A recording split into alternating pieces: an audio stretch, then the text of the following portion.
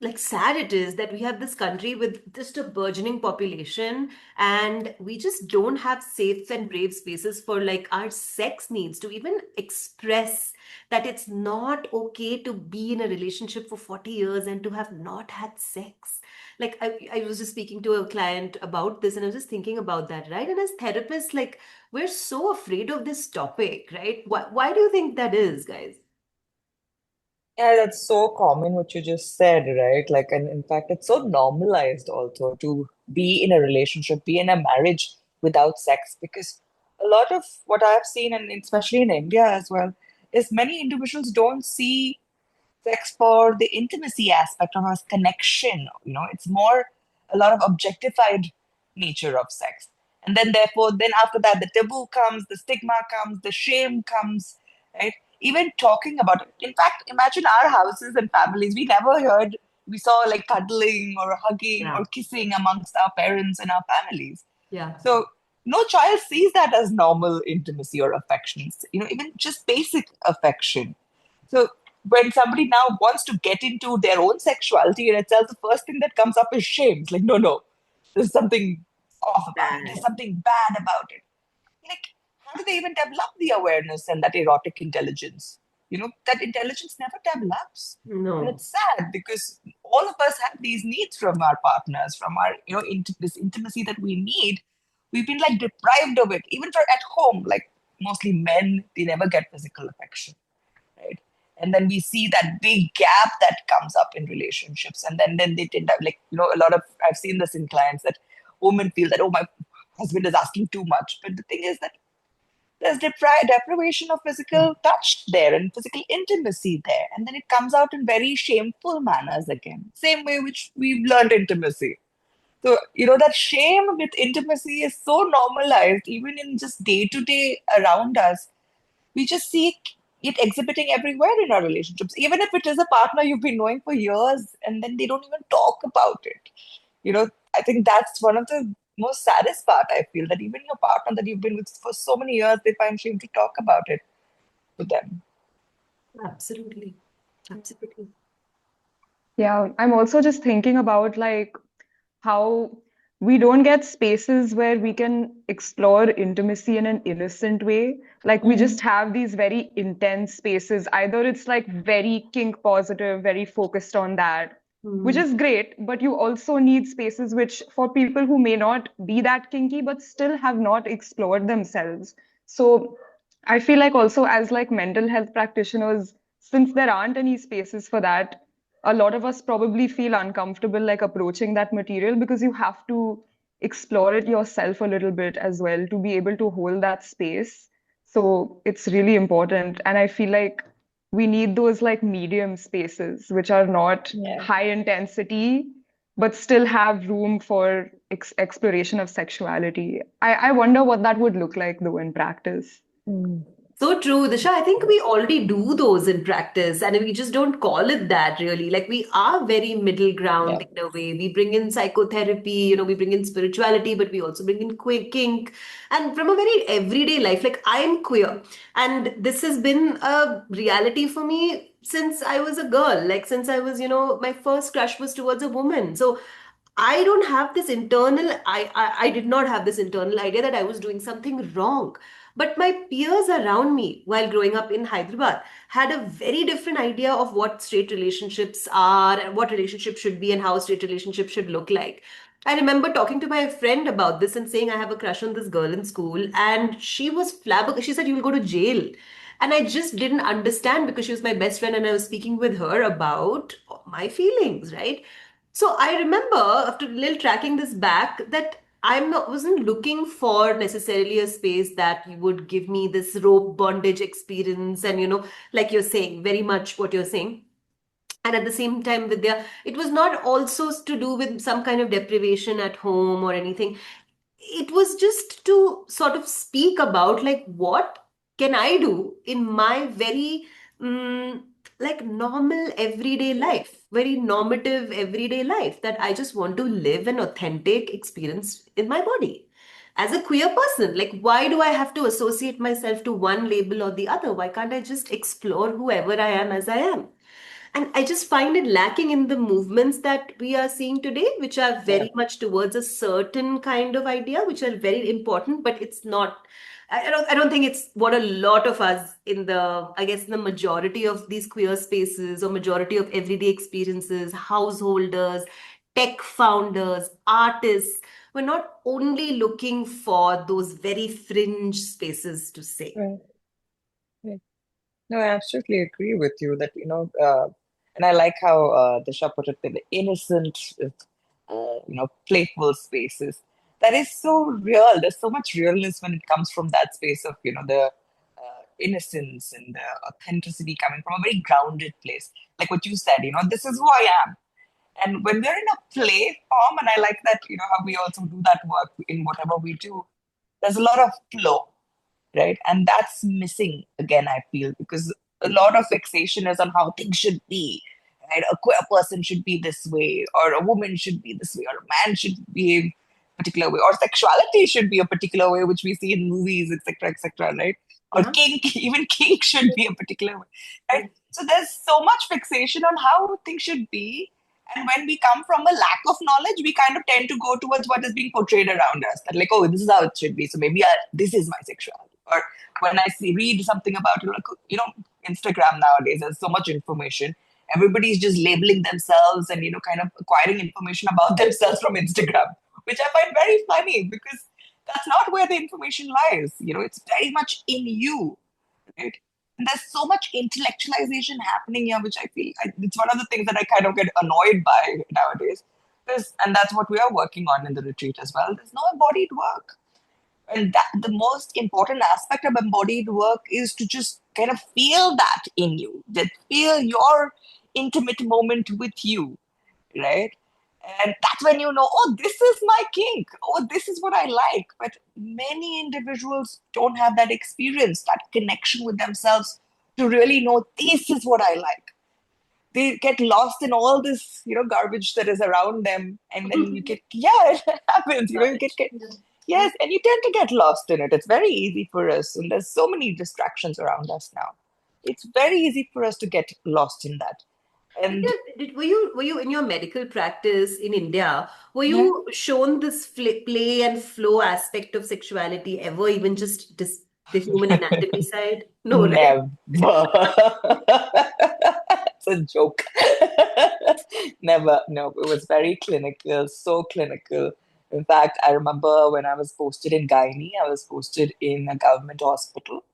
Okay.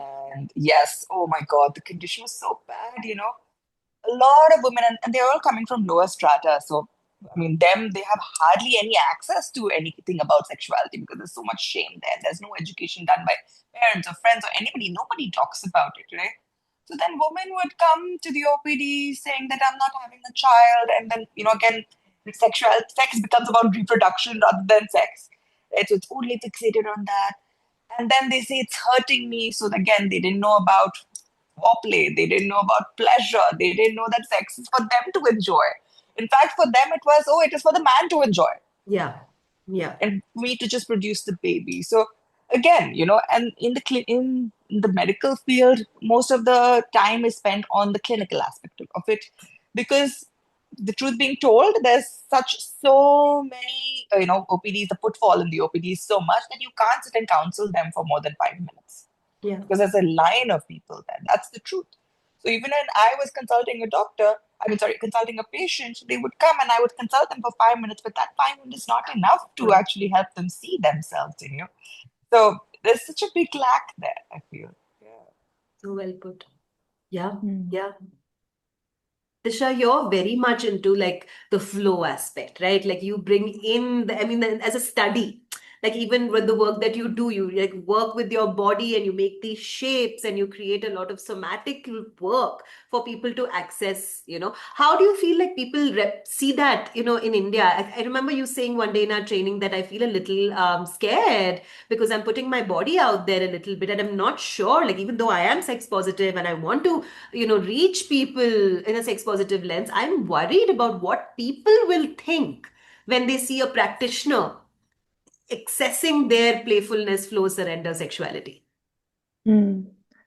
I think it's just like whatever your whatever you feel uncomfortable in yourself, like when you see somebody move, you kind of access that experience even if it's not familiar to you.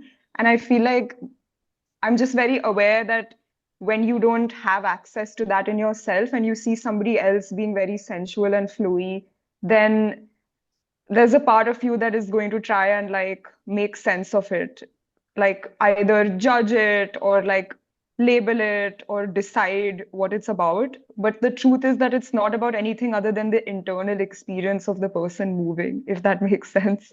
Mhm. um, so I just find that it's hard to translate that Mm, on like, especially on the internet, when you're just using like social media and stuff. We're so used to just consuming very externally that you don't mm, really, when you see somebody move, you're not thinking about how they're feeling while they're moving.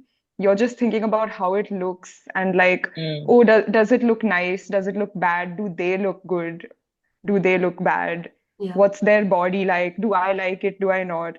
So when it comes to something like somatic sensuality, I feel like it's so precious and again kind of innocent. And it feels so dissonant for that to then be consumed from this lens of like analyzing and like Hypersexualizing also, right? yeah, that's the word for sure. And it also makes me think about like pleasure and how it's so different. Feeling pleasure in your body is so different to like seeing something on a screen and like deriving pleasure from looking at it, if you know what I mean. yeah, Like, Yeah, yeah, yeah. so yeah. those are like the threads that come up when I put out like videos of like being very embodied or like accessing sensuality through flow. Yeah, yeah, yeah. Mm, mm, And I, guys, I was just thinking about this in terms of and people who are listening to us as well. We've had so many queer folks who've applied, but who don't say that they're queer. Because there is mm, a kind of resistance to what that means today because of also hypersexualization of queer identities, right? One is just mm, looking at lesbian porn and thinking that lesbians are like that, or gay porn and thinking that it's only a gay person is only interested in the sex aspect. So when they hear sex therapy or sex therapy retreat or sexual trauma informed, first question is, but I'm not interested in like sex is fine for me. I don't need this. I don't need this. I'm having good sex. Right? There's almost a kind of like attack that yeah, some people feel, but then there's also curiosity. Oh, I want to come to this. These people seem like they could be like my friends, but I'm not sure, like I don't need it. So I often mm, wonder about this split in our psyche as a collective, that and we are like the land of Kama Sutra, which yeah, I have also not read the entire thing because it's huge. You need like a year to go through that, right? It's kind of sad that that decolonial text is talking about sex as every aspect of life, and we don't have to dress up in yeah, hugely Indian wear to talk about Kama Sutra and be a scholar. We can just be everyday people just reading it and being like, oh my God, the position is given here and it's also in our temple. And it also means that after devotion, you can also bring that devotion to your body, like Disha, what you're saying, yes, Vidya, what you're saying. Mm. yes. And I think that's what you just said, right? Like devotion to your body is just a new concept in itself. Well, you saying that it's us talking about it, but who talks like that about the body? We don't hear that outside. I mean, the mainstream body is, as you said, hypersexualized. It's for being seen a particular way where it is more about power, I feel nowadays. It's in power and nature of abuse of it. Right? That's what's happening. But when you say devotion to your body, it's such a beautiful thing, right? You're like, there's this gift given to you. And I often say this, and that's one of the reasons, like even in medical or in my counseling, sometimes I reach this point and I ask my client, I'm like, hey, what is this one gift that is given to you? Like really, like we have all these things which are external, but this one gift which is given to us is our body. Like that one thing that we have which is with us throughout our lives. And yet we don't try to really like take care of it, connect with it, be intimate with it, really, really enjoy it. Right? And there's so many ways of doing that. Right? Absolutely. But we just abuse it. Most of us just abuse our bodies Yeah. because Yeah. that's the mainstream. But like, just I love the word when you said the devotion to your body because it's so beautiful. Hmm. That is, it's a gift given to us, and we should be devoted to actually taking care of it and connecting with it and supporting it whatever ways. And pleasure is one of them. And it's not just about how people see. And it's so difficult to put the words because I've always feel like when I put these words, people will be like, oh, sex is this hypersexualized thing. But pleasure is not just about the hypersexualized pleasure that you see. No. It's not. It's really not. And It's it's it's not sex problems only, right? yes. It's not you don't have to have anything broken in sex to access a sex positive space. Like it just means like Absolutely. you're becoming more devoted to your body. And that Yes. doesn't mean like sitting and, having 100 sexual partners and thinking that any perversion is okay. Like just to riff off of that a little Right. bit because I get that a lot. Like, are we making people so selfish today? you know only hyper obsessed about sex. One day somebody told me, madam, आप तो Mm. sex के obsessed होंगे ना, मतलब every day you must be just thinking about sex. So I was like, if you know my life, like the opposite, like it's the opposite. It's like, so it becomes so normalized when you just accept it as any other part of your body that you're giving it enough as much as it needs. Like Yes. you're not obsessed with breathing, right? You don't say that I'm obsessed with breathing, I'm thinking about breathing every day. You're just breathing. Yes. Yeah. Yes, absolutely. I like that example. I am wondering, like, what is one thing that both of you do that is like devotion to your body? That's a good question. Yeah. I feel like, honestly, it would be, and this is a good example actually. So one thing I really, really love to do is put my feet on grass and just walk on grass and feel the ground underneath. And sometimes I just go down like yesterday and itself. I went for a walk. There's this spot that I go to. It's a beautiful spot. It's a wide green area. I go sit there and then I touch the grass, I touch the plants, and my feet touches the different terrain underneath. It's so, so beautiful. And that just nourishes me instantly. The moment I touch Mother Earth, it's just so lovely for me. So yeah, I mean, that's the first thing that came to me when you said devotion to my body. That's beautiful. I'm thinking of that. Yeah. Yeah. Yeah. And when I add that to my image, it comes like oil, like because I think that's why oil Mm, is so essential to my practices in general. Not just smell oil, but coconut oil, and just applying oil multiple times in an hour, just taking an 1 hour away for yourself and applying oil multiple times to your favorite music, slowing down and really giving each area of the body a massage. And folks are mm, like, but don't I need my partner Hmm. to do it? My partner is away, doesn't care Hmm. about me. He doesn't think of it. She doesn't think of it. They don't think of it. It's like you actually don't need other people for a massage. Really speaking, yes, unless it's a pain area. But mm, just for devotion, you are enough. yes. Yeah. What about you, Disha? I think for me, it's like my morning stretches. I make it very like Mm, nice. I light a candle, I play some calm music, and I really let myself enjoy the stretch. Like it's not to work out or anything, it's mm, just to feel like how nice it feels when you just let mm. your muscles like expand and contract. So that is something that I feel like is a devotional thing for me. Oh, so beautiful. Beautiful. This is so beautiful to talk about. I wish we could have much more talks like this about devoting to your body, right? And Yeah. and this is what people need to actually understand that sexuality is not just about sex. Like this is also part of it, Yeah. right? It's that connection, and you see, all three of us have such different ways of actually Yeah. connecting to our Yeah, body. yeah. And a retreat is a place where we are going away from the everyday rhythms and the Yes, external noises to kind of connect a little bit deeper. But it's not just any space where you can do anything just because you have all this time and yeah, space where nobody's looking at you. We are looking at you. We are here. There is going to be groundedness, containment. But the whole idea of a retreat is to be able to move that definition and flow that definition of self connection in a scientific research trained way, right? And science now, please, everybody also includes like things that are not able, we can't see. Just because we can't yeah. see them doesn't mean they're not scientific. There's very other ways that Western science is also waking up to this truth, and which is part of the decolonial idea of sexuality, right? That sex and spirit are one. The deeper that we are connected to the sexual part, the more we can allow the higher flow to also come into our body. So this is just me adding an angle of that flow, that higher ascension flow that happens. I know a lot of you who listen to us also feel this way, but just so you know, this is a place where this is all very welcome, this kind of thinking. And it's so expansive. I would say the word here to use, it's expanding. It's not just about connection, it's also about expanding, because most of us are trapped in certain places, and that's what the shadow work is also about, right? Yes. There's so many parts of us which are kind of trapped in this darkness of our psyche, which is why the split, as you mentioned, right? There's a split in our psyche in most of us.